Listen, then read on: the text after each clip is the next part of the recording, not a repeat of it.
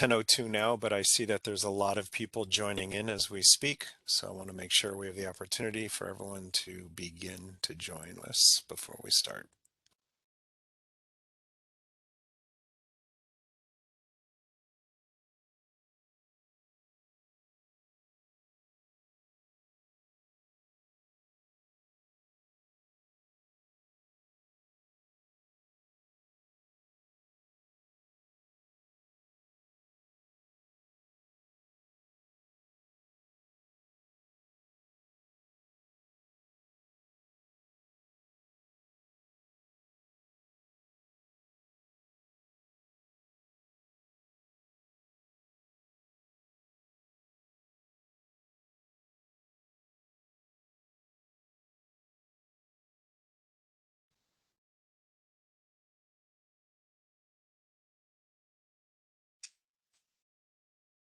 Okay, I think we are going to start this webinar now. Everybody, thank you for joining. My name is David Sandbank, the Vice President of Distributed Energy Resources and Transportation at NYSERDA, and you are joining the Customer Benefit Contribution webinar. We have great state support to help you get through this transition. We've got, from the NYSERDA side, myself, David Sandbank, we've got Luke Forster, Shyam Mehta, Max Joel that are here that can help answer some questions. We also have from the Department of Public Service, Sandra Hart, Marco Padula, and Zerai Hagos. And also we have here for helping to answer Long Island questions at the end of this webinar, Justin Bell from LIPA.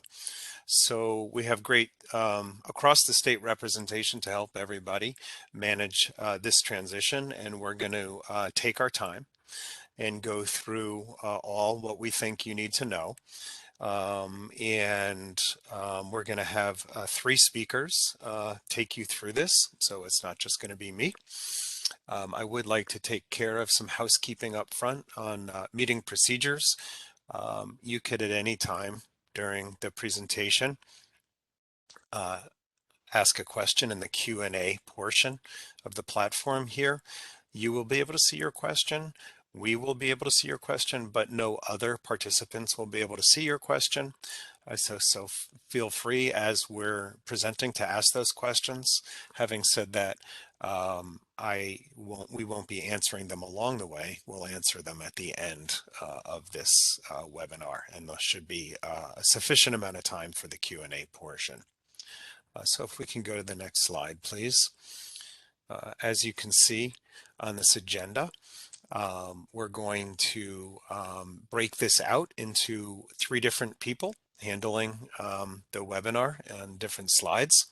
First, Zerai is going to handle the net energy metering transition in New York. He's going to talk about the customer benefit contribution, why is it enacted, how we got to where we are today, the importance of it, and tell you about the details all around the customer benefit contribution. Zerai is then going to hand it over to Luke Forster. I think many of you know the calming voice of Luke and are familiar with him. And he's going to take us through what projects does the CBC apply to. He's also going to talk about the different rates across the utilities in the state of New York. And also what NYSERDA is going to do and adjustments to our megawatt block.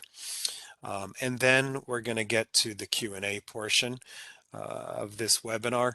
And as you can see, DPS, NYSERDA, and LIPA will be available to answer those questions. We will review the questions ahead of time. We'll probably take a pause and review them and answer them one by one at the end. So what I'd like to do is go to the next slide, please. Okay, so we are going to hand this off to Zerai now, and I want to say that we are here to walk you through this, and I would also like to say that obviously residential and small commercial solar industry is very important to the state of New York. So as we implement this, we're going to be monitoring how things are going and make sure that we don't have any hiccups and make sure that the market is able to accelerate at the current rate. And move forward in what we think is a fair process for all. So I'm going to now hand it over to my colleague over at DPS, Zerai. Thank you, Zerai. Good morning, and thank you to NYSERDA for hosting this webinar on such an important topic. As David said, my name is Zerai Hagos, and I'm the Deputy Director of the Office of Markets and Innovation at the Department of Public Service. And as some of you know, the Department of Public Service is the professional arm of New York's Public Service Commission. Here at Department of Public Service, I oversee the clean energy programs, the market policy, and transportation electrification teams. If we could please advance to the next slide, what I'll do is plan to provide an overview of the net energy metering reforms underway here in New York, which has really been an ongoing process for several years now. And starting with why New York embarked on this transition, back in 2016 and 2017, the rate increases for non-net energy metering customers became unsustainable in certain utilities and rate classes. Rate increases in this context were driven by costs that were shifted from net metering customers to non-net metering customers. Now, unpacking that a bit more, in particular, the smaller utilities were beginning to see the largest bill impacts from net energy metering back in the 2016 timeframe. For example, Orange and Rockland was approaching a 2% bill increase exclusively from solar already installed within that 1 year. And the projects that were in the interconnection queue at that time were large enough to go beyond a 3% bill increase within 1 year. And these observed rate increases called attention to two distinct issues of equity. The more common refrain is that net metering is inequitable because the majority of customers who install rooftop solar are generally more affluent than the overall customer base. But another, I'd say, equally important concern with equity when it relates to net metering is that when customers shift costs to non-net metering customers, those cost shifts remain within each rate class. And that means that the rate increases were only going to impact the customers in the same rate class as the customer installing net metering, even though the solar generation provides system-wide benefits. So it would be, in turn, be more equitable to spread those incentive costs over all ratepayers rather than just the ratepayers within, say, the residential service class or a certain commercial service class. Another issue is, that net metering doesn't really encourage the use of the grid at beneficial times or locations, and it doesn't appropriately balance the principles of rate design, which were enacted by the Commission during the New York REV proceeding. Because full volumetric net metering treats all hours and locations equally with the same compensation, that is, net metering doesn't send price signals to customers that reward beneficial locations where upgrades can be avoided, or to adopt demand management technologies like installing energy storage or programmable thermostat. Now, a bit more on the principles of rate design that the Commission had adopted. Examples that I think are well addressed in favor of net metering are customer orientation, where the Commission wants to advance rate designs that that create a practical customer experience that is understandable and promotes customer choice. Another example would be stability, where rate designs should keep customer bills relatively stable before and after the change, even if the underlying rates are more complex or different. Balancing those out, there are several principles that don't hold up very well under the net energy metering framework. Those include cost causation, where the Commission expects rates to reflect cost causation, including the embedded costs as well as the long run and future costs that we expect will be imposed by the grid. We also want rates to encourage outcomes. And, those are the desired market policy outcomes, such as energy efficiency, peak load reduction, grid resiliency, flexibility, and clean energy, which, is well addressed by, the expansion of rooftop solar. So there's a bit of a balancing act with encouraging outcomes. And I'd say in the VETR transition order in 27, and in response to the rapid increases in cost shifts I mentioned previously, the Commission directed staff to replace phase 1 net metering for mass market customers by January 1st of 2020. That VETR transition order also created a rate design working group where options for the successor tariff to phase 1 net metering compensation would be studied, and the working group would ultimately identify a recommendation for the January 2020 rate. Now, at that time, large commercial and industrial customers were transitioned off of net metering to something we call the value stack, with mass market customers having the option to move to value stack compensation instead of phase 1 net metering. The Commission later delayed the transition for mass market customers to provide sufficient time for stakeholders to engage and to allow time for policy deliberation, and later to allow the industry time to recover from the COVID pandemic. So for the reasons stated above, New York is pursuing a transition to a more equitable approach to compensate distributed energy resources, balancing that goal with a gradual and customer-oriented focus on changes that maintain a healthy distributed solar market here in New York. Please advance to the next slide. As I mentioned on the previous slide, the Commission directed staff to create the rate design working group where alternative rate designs and compensation frameworks could be tested. The working group was open to the general public, and stakeholders who played an active role included the utilities, consumer groups, and representatives from the solar and clean energy industries. Stakeholders proposed several options for successor tariffs in this working group over the course of several years that were ultimately whittled down to 6 rates, 2 with demand charges and 4 with time-varying rates. For each alternative rate proposed, the working group carried out 3 kinds of impact analysis.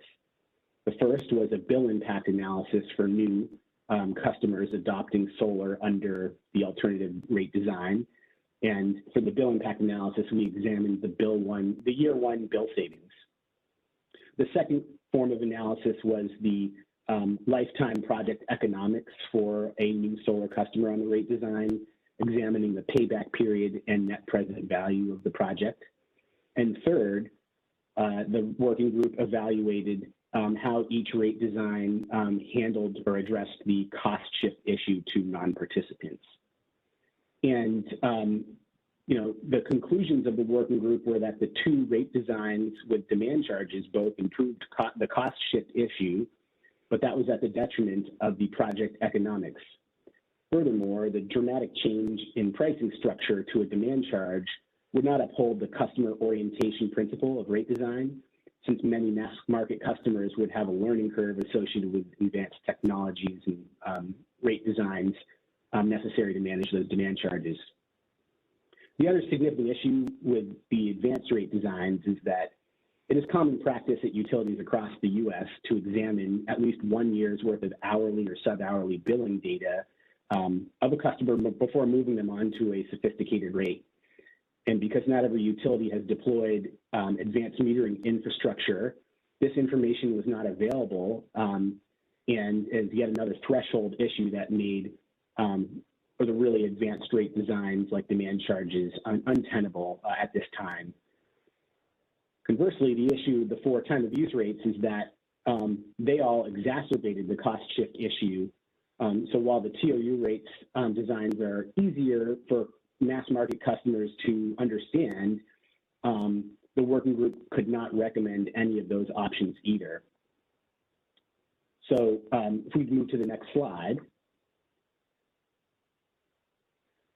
this next chart summarizes the cost shift analysis carried out by the rate design working group. And the yellow bars represent the total cost shift that a typical net metering customer in New York would shift to non-solar customers per month, assuming a 7 kilowatt system. And for the purposes of this analysis, the cost shifts were measured by comparing the compensation a rooftop solar project would receive for its generation under phase 1 net metering to the utility and infrastructure costs that the generation would displace. So the balance would be costs that are still incurred by the system, but that net metering customers are not contributing to. And on the cost side, how did we measure what costs were avoided by solar? Well, we looked at the value of the wholesale energy or the commodity costs, the installed capacity costs for the generation, the value of the clean energy attribute, and we did that by using the value of the renewable energy credits that the state purchases to comply with our clean energy standard, and the value of the avoided distribution system infrastructure costs. So again, these are the costs that the working group determined rooftop solar could reduce. The costs that are left over, which are not fully avoided by solar generation, include the infrastructure used to distribute energy to and from net metering customers, other utility costs such as tree clearing, IT, and public benefit programs. And it should be emphasized that the costs I just listed do not go away when solar is injected to the grid. These costs need to be recovered from each rate class, which is why rates can increase for non-net metering customers when net metering adoption increases. Now, the costs associated with what the Commission defined to be public benefit programs are highlighted in the green dashed lines, and they represent anywhere from 13 to 26% of the total cost shifts the working group identified. The public benefits for the programs for the purposes of this presentation are the energy efficiency programs, the low-income programs, and the non-supply related clean energy fund spending. These cost shifts and this type of analysis is not unique to net energy metering in New York, which is why many other states have made changes to modify full retail net energy metering in recent years. Approaches that have been used in other states to address this cost shift issue include reducing the per kilowatt hour amount that solar injections are compensated at. There are currently 9 states with this approach to net metering reform. Another approach is to impose grid access fees or minimum bill payments that go beyond the simple customer charge that exists on most bills today. And I'd say a third predominant approach to reforming net metering by other states has been some form of a non-bypassable fee to recover the costs of providing utility service. And as an example, California currently couples net metering with mandatory time of use rates and non-bypassable fees. And California's regulators are currently reviewing additional modifications to net metering to further advance their transition. We could advance to the next slide. So based on the findings of the working group, which were summarized into a staff white paper in January of 2019, the Commission determined that net metering should continue with a modest change. Starting in January 1st of 2022, new net metering customers will continue to fund public benefit programs through a customer benefit contribution, or CBC, which is tied to the size of the PV system. Public benefit programs funded by the CBC include low-income, energy efficiency, and non-supply related clean energy programs, as was stated in the previous chart. The CBC is calculated based on the DC system size in kilowatts, and a per kilowatt month rate is calculated annually by the utility as those costs vary. The CBC level is set such that a customer's annual contributions to public benefit programs will be identical with or without adding solar. That is to say, rooftop solar customers are not paying more than non-solar customers for the public benefit programs. And the CBC is going into effect for the investor-owned utilities, which include National Grid, NYSEG, RG&E, Central Hudson, Orange and Rockland, and Con Edison. LIPA has an ongoing rulemaking process with a proposed approach to the CBC, where stakeholders will have an opportunity to provide written comments and attend public hearings, which are scheduled for November 29th, and the LIPA Board of Directors is expected to vote on their CBC in December. So that's just a very basic overview of the process that we've gone through as a state to get to this point with the transition for net energy metering. And with that, I'd like to turn the presentation over to Luke Forster from NYSERDA to walk us through the CBC structure in a bit more detail. Zerai, thank you for the introduction. This is Luke Forster at NYSERDA speaking. I'm a senior business analyst on the Distributed Energy Resources team, and I'm going to walk through a few different sections. So can we go to the next slide, please? The first section I'll speak to is which projects the CBC applies to. Next slide, please. So as Zerai mentioned, the CBC applies to what we call mass market projects, which means on-site residential and small commercial projects. By small commercial, we're referring to projects that do not pay a demand charge. In most utilities, these are referred to as SC2 projects. So the CBC will apply to such projects that receive utility permission to operate on or after January 1st, 2022. Please note that this isn't the day that projects submit to New York Sun. It's not the day that physical construction begins or ends. It's the date on which the projects receive that final PTO letter from the utility. If these projects opt into value stack instead of net metering, there will still be a CBC, but it will be at a reduced rate. And I'll discuss that on a later slide. So the CBC does not apply to projects that received permission to operate prior to January 1st, 2022. So all projects that were built in past years are essentially grandfathered out of this. The CBC does not apply to front-of-the-meter projects, including CDG and large remote metered projects. It does not apply to community solar off-takers. So if you have a residential customer who is receiving offtake from a community solar project, they would not pay into the CBC. Additionally, on-site commercial projects that have a demand charge, such as SC9 accounts, would not pay into the CBC. Let's move on to the next slide, please. I'll talk a little bit about the rates. Next slide, please. So you'll see we have a table here broken down by utility, and there's a residential rate and there's a small non-residential rate.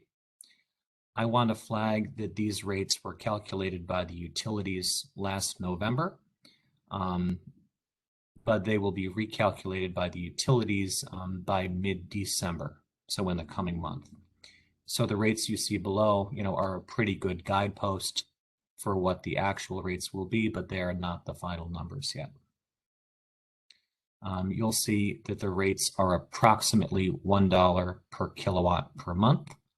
So if we have a 7 kilowatt project, the CBC would be about $7 per month or $84 per year. The CBC takes the form of a new line item charge on the bill. If a project opts into VETR, the value stack, instead of net metering, they would pay a reduced CBC rate. For residential projects, that's 50% of the net metered CBC rate, and non-demand commercial customers would pay 70% of the established CBC rate.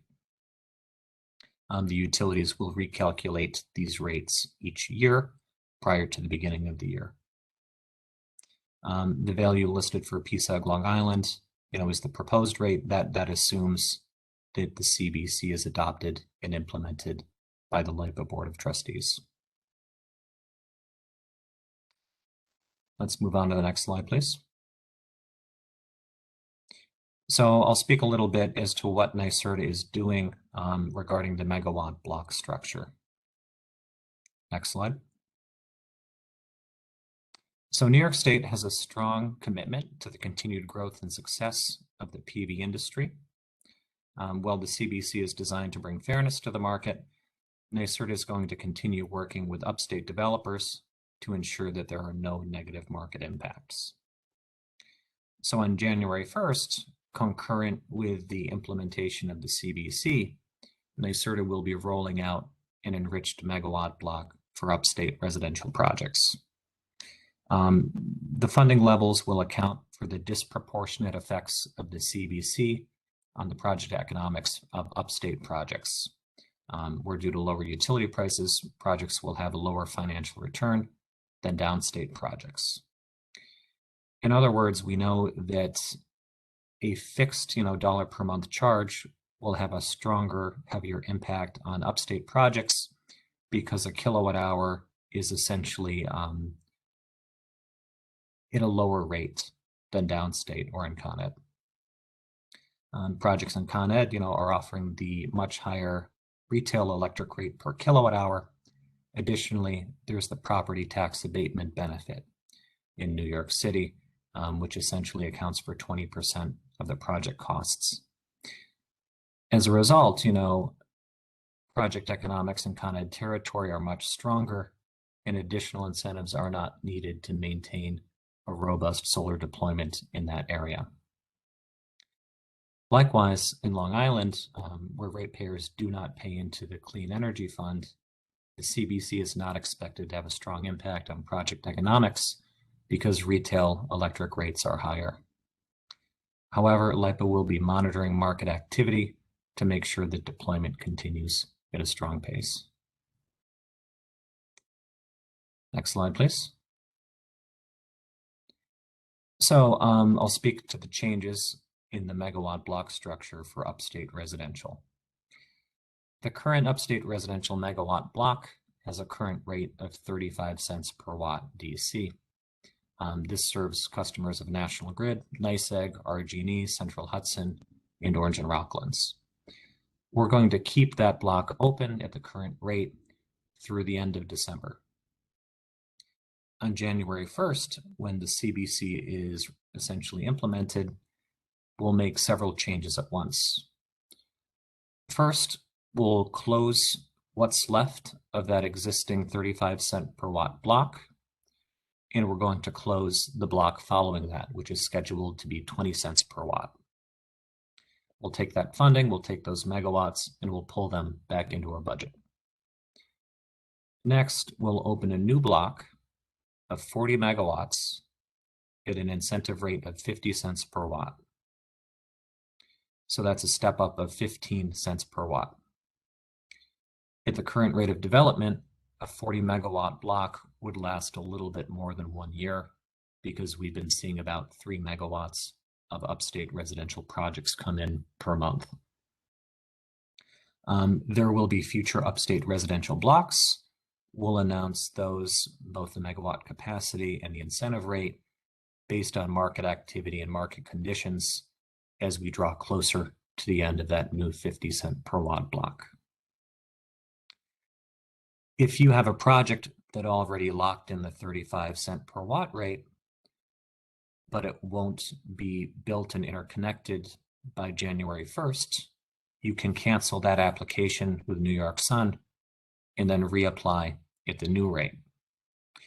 So that's to say that projects that will be impacted by the CBC in Upstate New York will be able to get that 50 cent per watt rate, even if they've already reserved 35 cents per watt. You would just need to notify us of that and cancel the project before invoicing for the incentive. I know we're going to get a few questions on this, so I'll just pause for a second and keep the slide up and allow you a chance to get those questions in.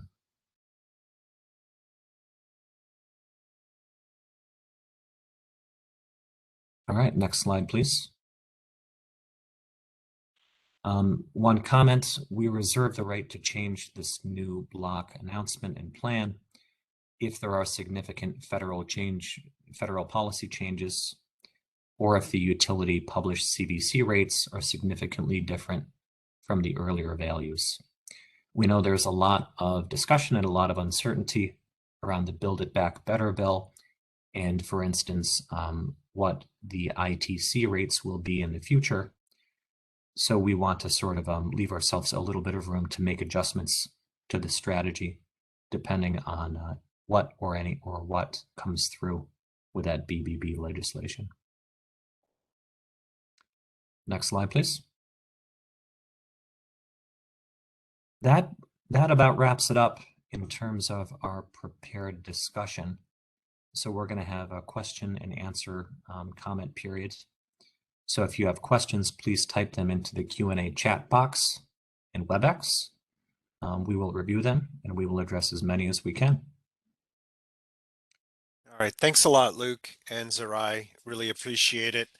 We only have about 4 questions in thus far that I think are fairly easy to answer. So we're going to go ahead and start answering those questions. I'll read them aloud and maybe call on the right person to answer it. And feel free to continue asking questions when you hear some of our answers. I will start with a question that goes to NYSERDA. It might be Jason Mangione. I don't know if you have audio or if Luke Forster, you could answer this. I'm not sure how we answer this, but it says, does the CBC apply to existing net metered projects if they expand their existing system?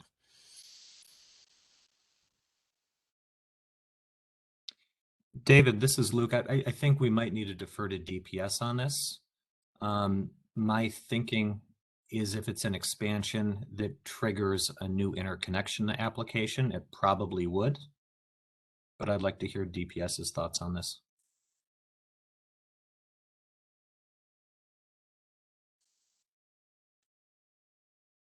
Okay, I'll tell you what, I hear some echo, sorry about that. Let's think about this, give a little time to think. We'll move on to the next question and come back to it again, okay?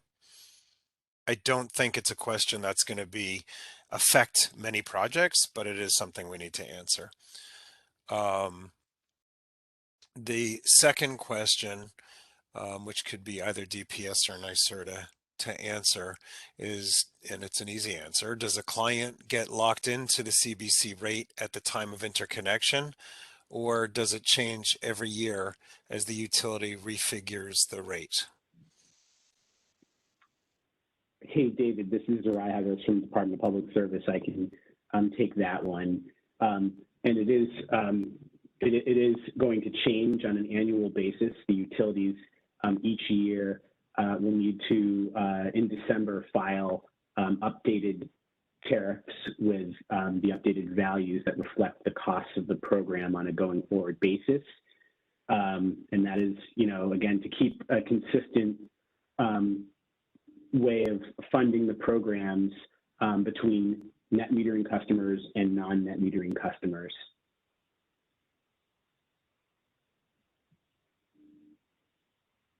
Thanks, Zerai. There is someone saying we could answer the first question. Can you please unmute yourself?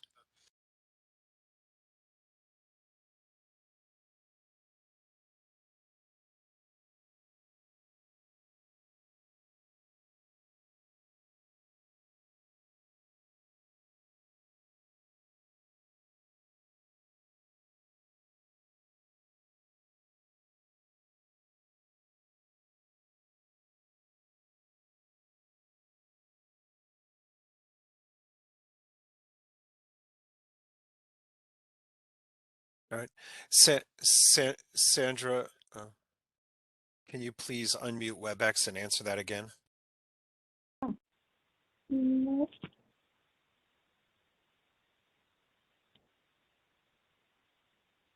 It doesn't show me as muted. Can you hear me? You're audible. Okay. So again, sorry, I was muted. So the CBC would apply to any expanded projects because there is a new interconnection. Okay, thanks, Sandra. I don't know if there's follow-up questions to that or not. Zerai, I think there's a question for you, questioning about why O&R has the highest CBC rate, wondering if you're able to answer that question. Well, that's a bit subjective. I think as you look at the rates, they bounce around from utility to utility, and they, again, reflect the actual program costs for the three categories of public benefit programs. So, you know, as you go from utility to utility, the costs of doing business are going to vary. O&R is one of the smaller investor-owned utilities, and so when you think about administering an energy efficiency program, some of the overhead costs need to be spread out over a fewer number of customers, which make it look relatively, you know, more expensive in small ways. So that's all to say that we do expect that these will vary from utility to utility and program to program, and you know, we do want to monitor you know, the filings each December to make sure that the changes are not growing at a rate that's untenable or unmanageable for the solar industry. Thanks, Zerai. Would you mind also helping everybody to understand why the CBC might change from one year to the other? What affects those numbers? Sure. Well, you know, I think coming back to energy efficiency programs, you know, as those programs ramp up and more incentives are paid out for, you know, heat pump incentives or building envelope efficiency retrofits, as those costs increase, the amount of costs that need to be collected from all utility customers will in kind increase. So, you know, you can see those ramping up in the near term, and then as the programs sunset, you know, some of those program costs would ramp down. And I should also note that while we don't, I guess, lock in the value of the CBC, the Commission also explicitly, I guess, confined the CBC to the three listed public benefit programs that were described in the presentation. So, you know, consumer interest groups had raised comments during the rulemaking process suggesting that new programs should be added to the CBC over time. An example would be some of the incentives we're now making available for EV charging infrastructure, and the Commission rejected those comments because, you know, again, we want something that's predictable for customers, and we want to be able to make it a manageable, predictable, I guess, price signal.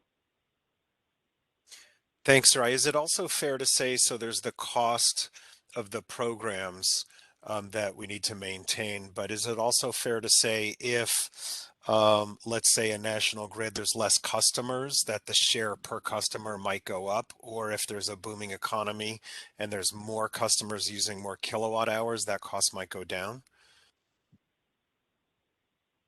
Yes, absolutely. Okay, so there's two sides to it. Thank you. Which brings us to the next question. Does the CBC replace the SBC on utility bills, or is it in addition to?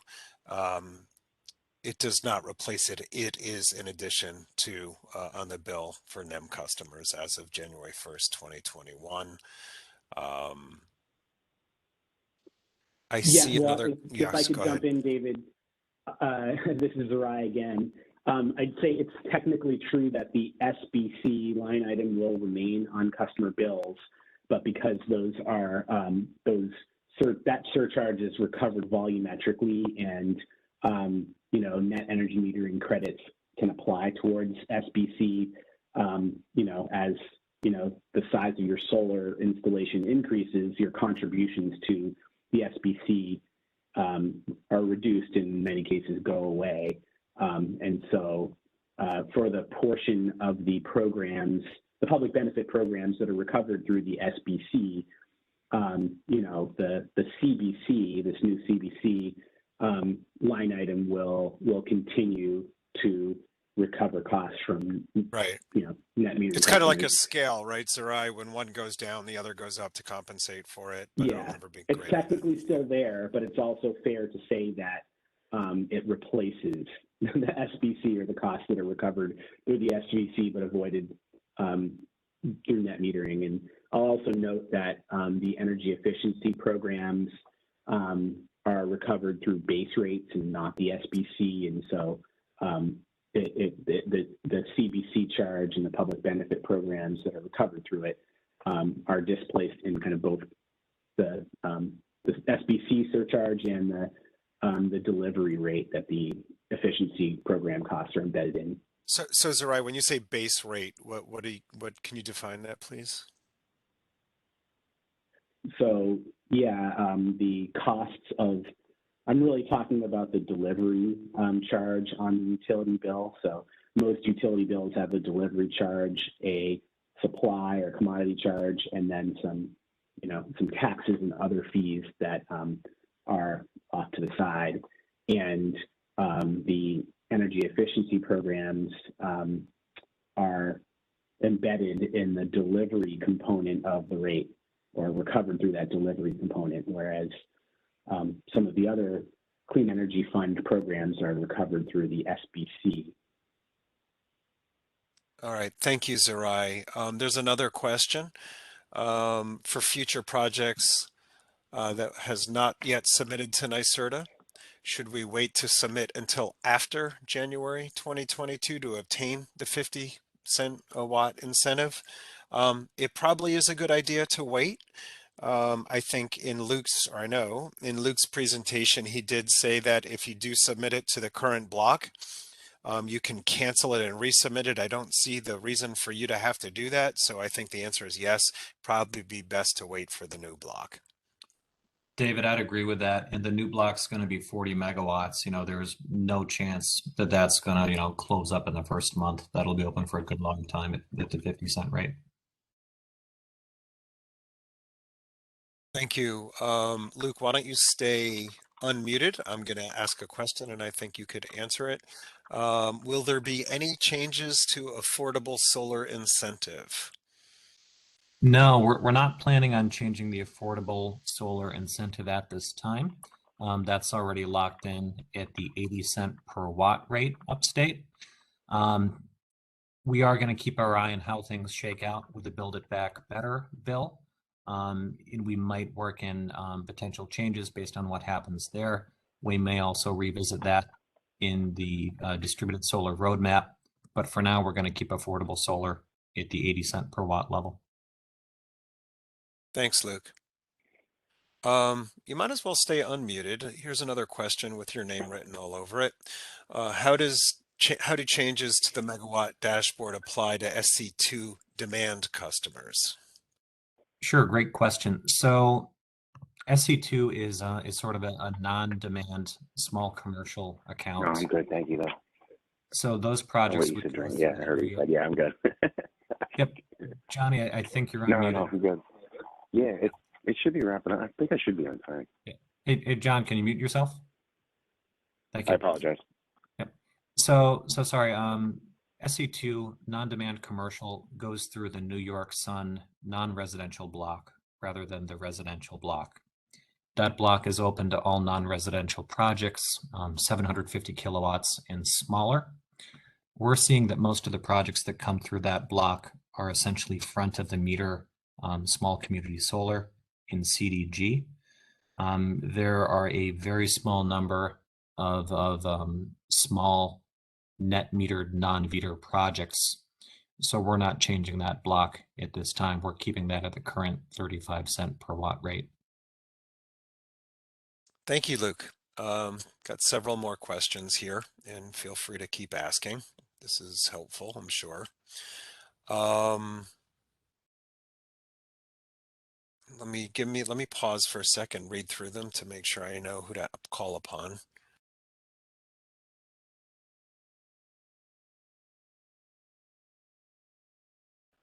I guess this is a question for Zarai at DPS. It says utilities are building up their infrastructure through upgrades that larger renewable energy developers are paying for. Are those savings going to be passed on to users as rate decreases? Question mark.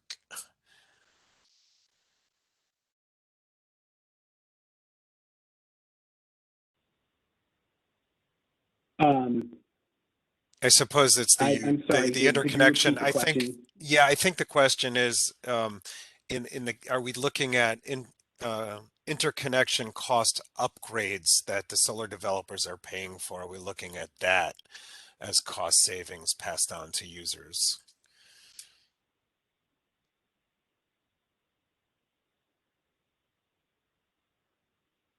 And I believe the answer is If no. they're in, yeah, if they're in, well, I guess it depends on which upgrade costs we're talking about. If it's specifically to the costs associated with upgrades necessary for the interconnection of a DER project, I think those costs are not considered in the avoided distribution system costs that injections of other DER can avoid. Right? And if anything, they make those costs, they exacerbate those costs. So the costs that are included in the avoided distribution system costs are really the load growth related upgrades that are necessary to the primary and secondary distribution networks. So as load increases, you know, some long run marginal cost to expand the distribution system is applied for each utility to establish what the avoided distribution system costs are, because you know injections of distributed energy resources can offset load growth and therefore offset the costs of expanding the system. All right, thanks, Soraya. That was a tricky question. Another question is, do NYPA customers pay a customer benefit contribution, especially those that have been transitioned to VETR? The answer is yes. This is going back to one of the earlier questions. If there's a system addition, like in a system expansion, will the CBC apply to the size of the entire system or only the new portion? I think maybe I'll call on either Sandra or Luke. I don't know how we look at that, Luke, if it's a new interconnection agreement for the entire system or just a portion of it. Yeah, Sandra, jump in here if I'm wrong, but my understanding is that the utilities typically don't track like partial or vintaged projects. They just look at the whole interconnection. So my guess would be that they would apply the CBC to the whole system size because they're reevaluating that whole interconnected project. That is correct, Luke.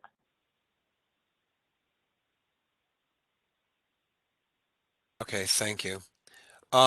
Here's a great question.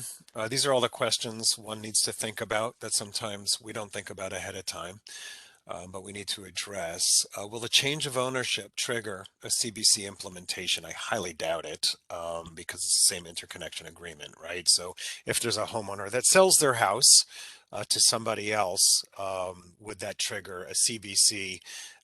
You know, would they be subject to the CBC if they weren't subject to it prior to selling it? And I'll look at the other Sandra or Zarai on that.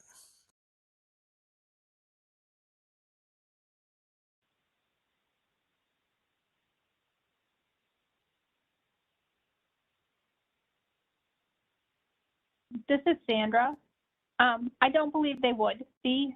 I know the tariffs do not explicitly state one way or the other currently, but I don't believe just because essentially the system is changing, like the residential customer sells their house, so the system stays at that house, that customer would then be have that applied. But this is something we may have to also get back on and have some further discussion.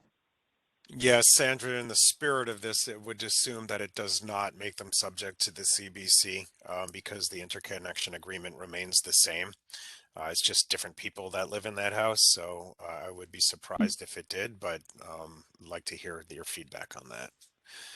when you research it. Okay, thank you. Sure. Here's another interesting question. If a customer's usage increases despite on-site generation due to geothermal or an EV charging station, etc., and they maybe get bumped up to a demand class, do they lose the CBC? So they started out in a non-demand rate. For some reason, they got bumped up to a demand rate. Obviously, post 2022, what happens? Maybe Sandra, that's a tough one, and I apologize, you are getting all the hard ones.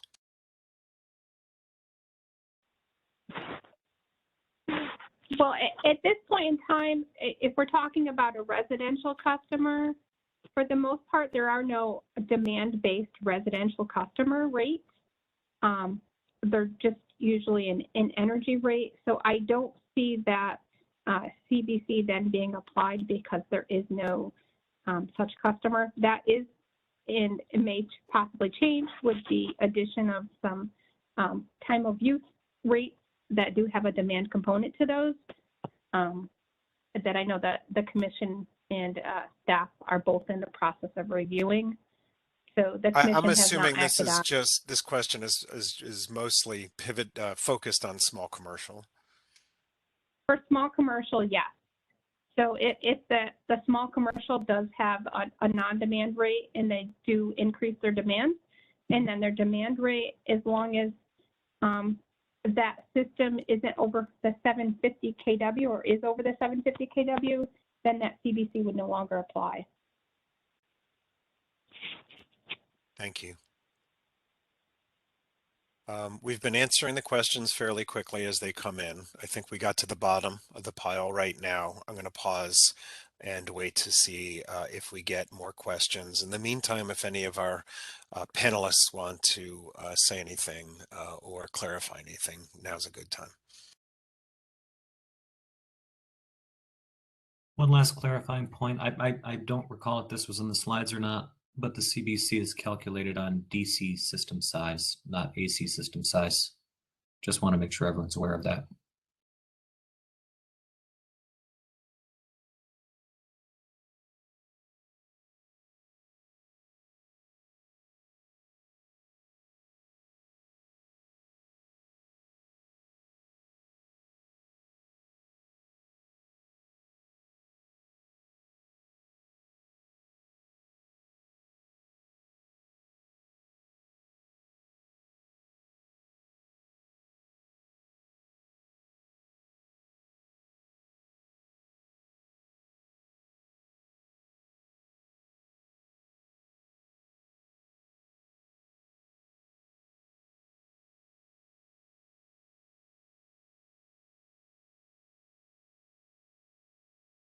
Okay, it seems like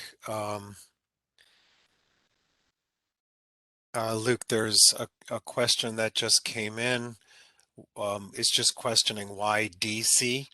Maybe it's a question for staff, because the CBC account will the CBC account for panel degradation over time? Obviously, in a solar system, degradation is about 0.5 to 1% on an annual basis, mostly starting after about the 10-year mark.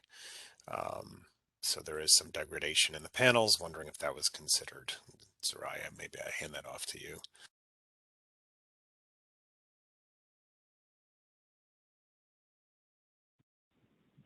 Ooh, that's tricky. I know degradation was embedded in some of the analysis of the working group, but the DC system size was used because that was the structure in which all the solar output assumptions were available in, and that's kind of the way the working group carried out its analysis, is using DC rather than AC, not for any other reason than that. But I think we would have to follow up on how degradation might factor into the CBC.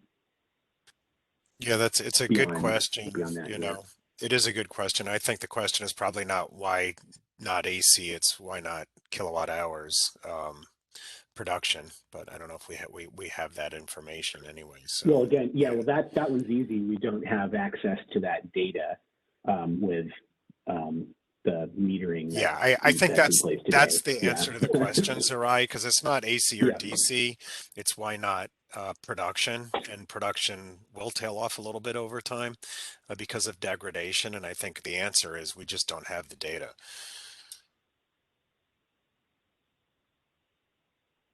I think that's fair.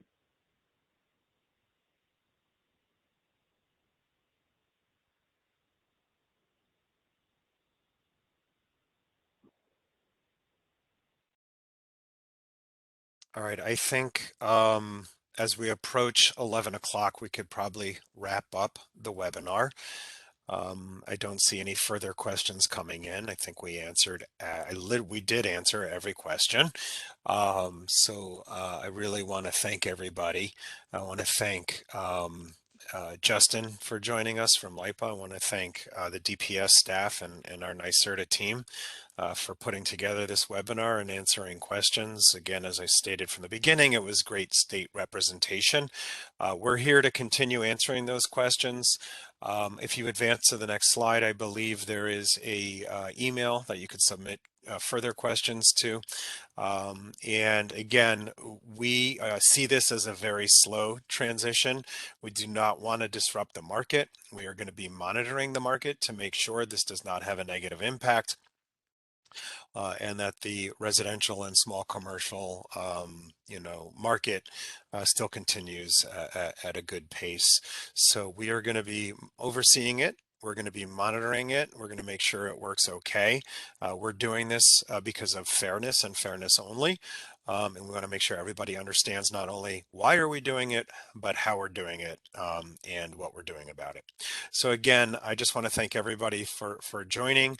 If you have any more questions, please reach out to pvprocessing@nyserda.ny.gov, and we look forward to hearing from you. And thank you everybody for your participation. Appreciate it.